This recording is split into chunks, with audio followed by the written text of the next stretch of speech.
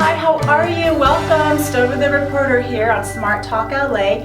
I'm Barbara, and today I'm so excited to introduce to you former mayor twice, Councilmember Dr. Julian Gold, Beverly Hills. I'm so excited. He's a celebrity, and I am so happy. He's going to talk about what Beverly Hills has to offer and the inside scoop of what's going on in Beverly Hills. So Barbara, thank you for having me. This is really great that you're doing this, and congratulations on launching your new web video, and I think it's wonderful. Very cool.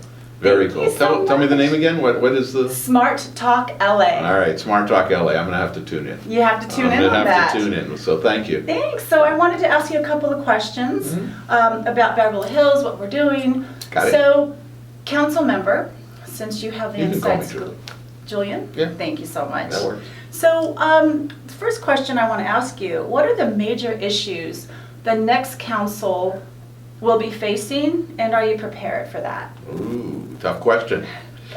Well, you know, I think the city is facing one of the most interesting futures it's had.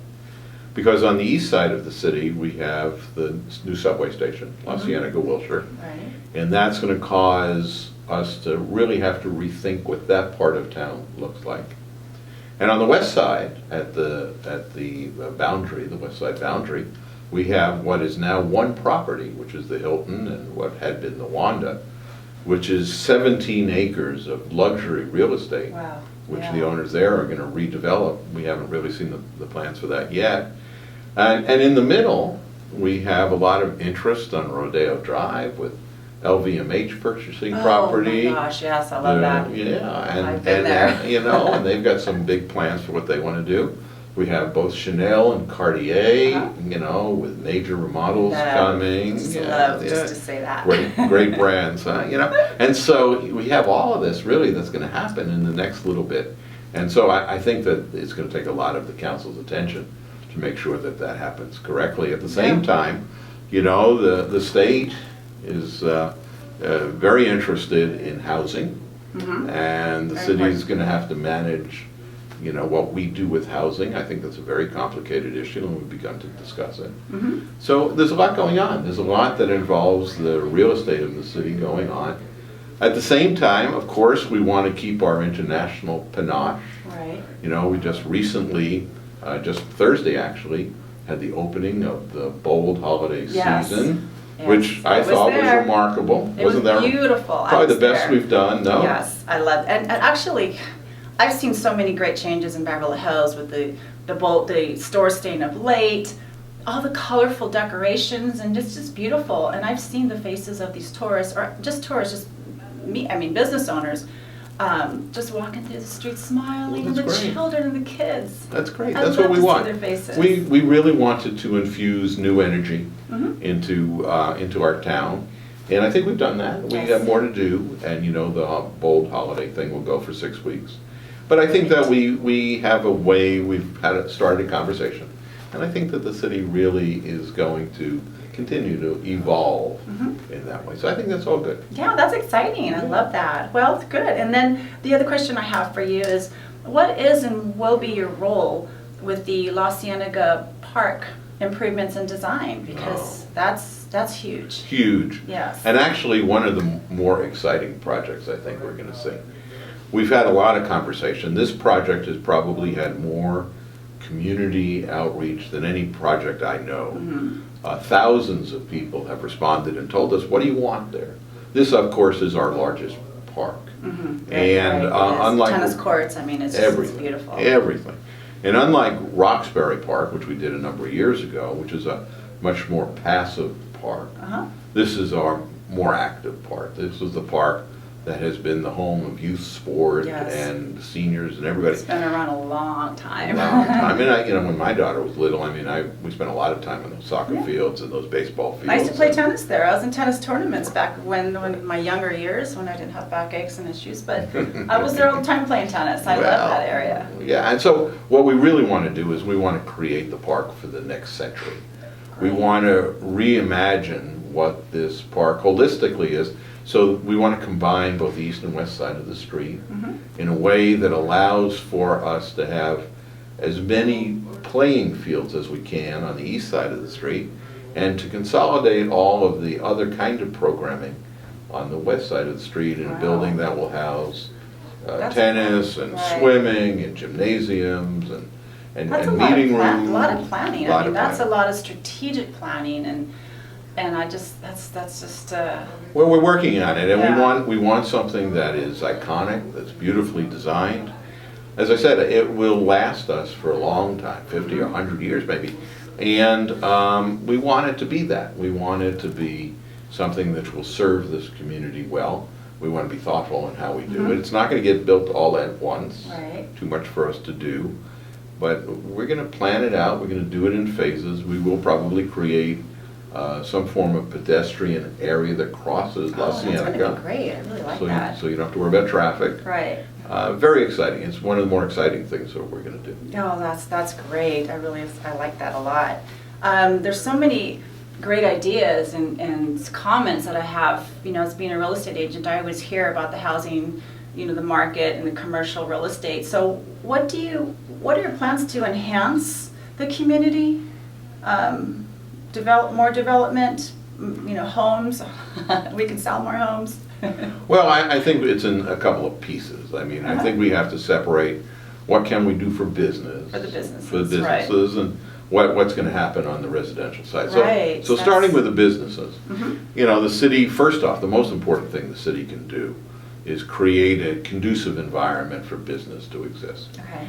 And the thing that we've committed to is creating an infrastructure. You know, we're working on fiber to the premise. Wow. We've done, our streets are beautiful, you know, all that kind of stuff. And by the way, initiatives like BOLD in support of businesses in our city, we can create an infrastructure that will help business do what business does. What business does, right? Right, because we're not in that business, but all we are is, we're an aid to that business. So we want to be helpful to that.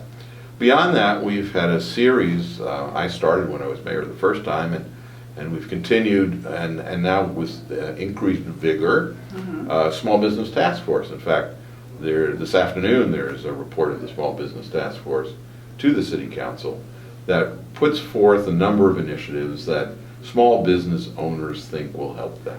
Oh, that's great. And so this will be a consideration, and some of it will perhaps involve the real estate community. For instance, one of the things that's being suggested is, for whatever reason, and nobody seems to know why, there is a limit on the number of days you can have a sign in a window that says leased. Oh. I think it's 30 days. Wow. That's yeah, I didn't. So if it takes somebody more than 30 days to build out a building. Yeah, this commercial. Commercial. Yeah. Why would we want to take down the leased site? Right. And make it look like the place is vacant. So things like, small things like that. Yeah. There are others. There are big ones that. that have to do with signs and awnings. And it's going to be, so our goal is to try and aid business do business. Okay, I think that's great. On the residential side, you know, the single-family homes are Yes, I booming. definitely need to. I know that it's crazy out there. It's really good. It's good for us. It's good for real estate agents like me. Yeah, some of the numbers are staggering, and so that is what it is. We don't influence that. On the multifamily side, you know, we've started. We're in the process of creating a rent stabilization commission that'll deal with all the issues around that. And then we're going to have to deal with whatever it is the state throws at us. Yeah. You know, our RENA numbers and how much building we're going to do over the next little bit. I think it's an opportunity for us. It's a great opportunity. Yeah, I think we're going to have to take this and say, how can we work with this? And so maybe the area around the subway, as a for instance, becomes a trial for us. Yeah, that's what I want to ask you about, the Purple Line. Right. So the project there, that's.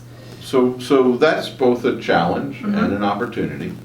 We've all seen the disruptions in traffic and you know, all that kind of stuff. We all know what that is. I've seen it. Yeah. Driving into to the office. I mean, I'm right there on Cannon and Wilshire. Yeah. I mean, I'm right there. So. Well, the good news for you, actually, the good news for you, Cannon and Wilshire, is we're going to have this amazing art installation. Oh. So one of the things we did. So when the Metro came to us and said, we had negotiated with them an understanding, And a large part of that understanding had to do with the mitigation of noise and smoke and dirt and all that kind of stuff. And part of that was, well, when they were doing loud stuff, they had to put up a sound wall. And then what they were going to do is they were going to put it up and they're going to take it down. And then when they did it again, they're going to put it up and they're going to take it down. And then, it was going to happen a lot of times. And it took a lot of time and it cost some money and the whole thing. So what we agreed to is for a period of about 2 years, they're going to put up this wall on Cannon and Wilshire. And because it's going to stay there for 2 years, they can make it stronger and more soundproof and all of that.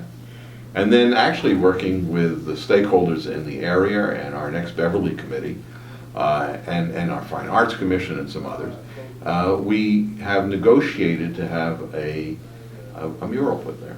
Oh, that's great. I could see it every day. Every day. I'm right there. My window's there. So in the next, they've already primed it. And in the next couple of weeks, they're going to start to paint it. Oh, that's great. And so we're going to try and make it a little more. Try to make it nicer because I can kind of hear the pounding and stuff. But this is all good. It's just improving the city, and that's what we're doing. And we have to. There's no other way around that. And there may be other opportunities. The area around the La Cienega station, La Cienega and Wilshire, I think is going to change.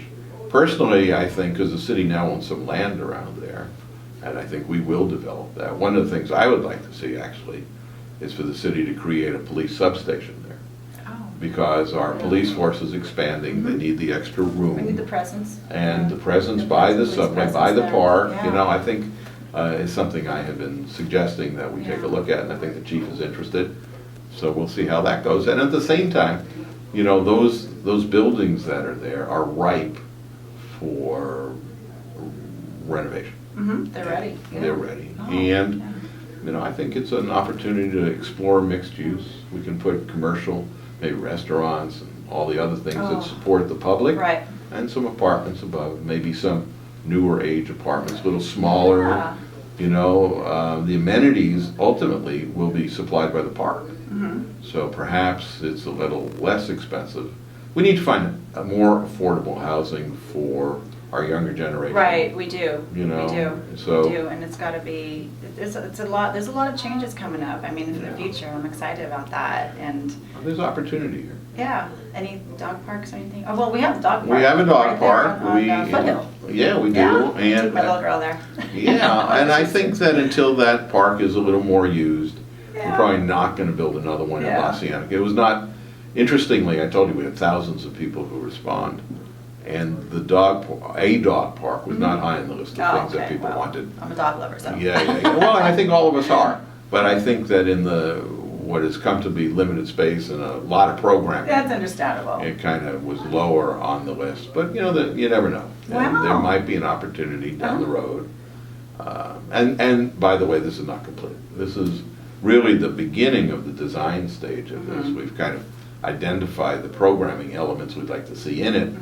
But there's a lot that's going to happen and a lot of public input between now and the time we actually put a shovel in the ground. Yeah, lots of teamwork, and which I really love. I mean, this is great getting this, the scoop. It's like right here. You guys are getting everything, what Beverly Hills is about. But I do have a personal question. Okay. Anesthesiologist. I hear a little birdie told me you're an anesthesiologist. Well, that's true.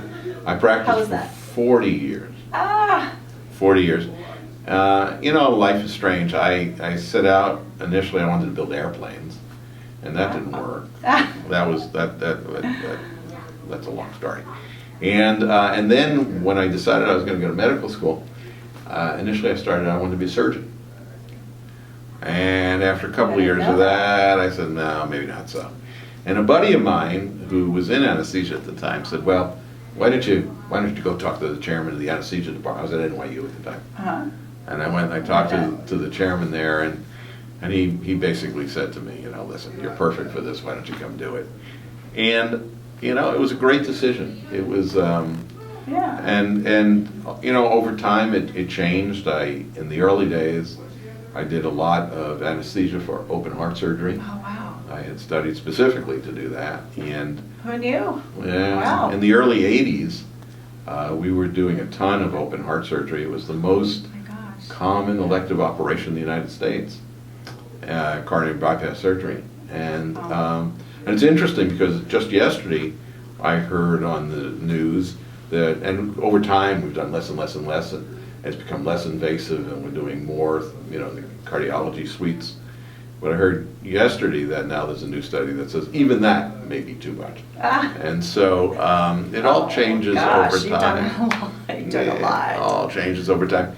And, and so in the early 80s, I had the opportunity to come out here, and I went to work at Cedars-Sinai. And in 1991, I was asked to be one of the co-chairs of the department. Yeah, I did that. I read that, Cedars-Sinai, yeah. So I was like, I did that for 28 years. I was doing my background on you. Oh, so I was the co-chair for 28 years. Yeah. Until April of this year. Along the way, we took the anesthesia group, and it was started at about 35 physicians. Gosh. And in April, we had over 130 physicians. We've expanded our role in a lot of different ways. We do things that we didn't actually do when I first started, and I loved it. It was a great career. Amazing person. I loved it. Thank you. It's kind. Well, hope you guys enjoyed this. So please don't forget to like and subscribe, hit the notification bell, and comment below. I'll talk to you next time. Bye.